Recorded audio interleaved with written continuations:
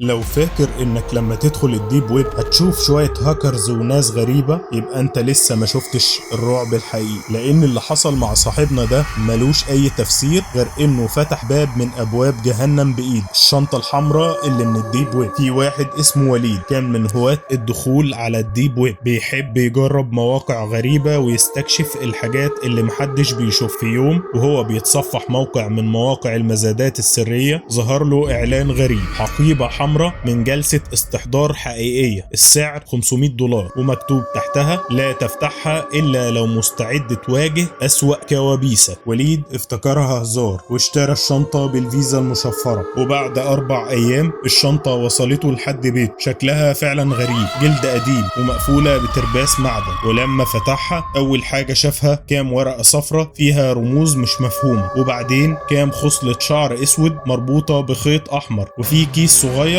كان فيه ضوافر بشرية. لكن الأغرب كان فيه تسجيل صوتي على فلاشة مكتوب عليها بلاي مي. وليد شغل الفلاشة، الصوت كان واحد بيصرخ بصوت عالي كأنه بيتعذب، وبعدها صوت ست بتقول بصوت هادي: لو بتسمع ده يبقى العمل اشتغل. والباب اتفتح، ومن اللحظة دي وليد بقى شخص تاني. بدأ يسمع أصوات خربشة على باب أوضته كل ليلة الساعة 3:03، النور يقطع ويرجع لوحده، وبيصحى من النوم يلاقي علامات على جسمه كأنه حد خربشه، وبيشوف على الحيطة كتابة بالدم: رجع الشنطة، رجع اللي جواها. وليد حاول يحرق الشنطة بس النار ما مسكتش فيها، ودخل على نفس الموقع اللي اشترى منه. الموقع اختفى كأنه عمره ما كان موجود أصلا. في ليلة سمع صوت الست اللي على الفلاشة، بس المرة دي كانت جوه ودنه: انت اخترت، مفيش رجوع. ومن بعدها اختفى وليد. أصحابه لقوه بعد أسبوع قاعد في أوضته في الضلمة، باصص في حيطة فاضية وبيقول جملة واحدة بس: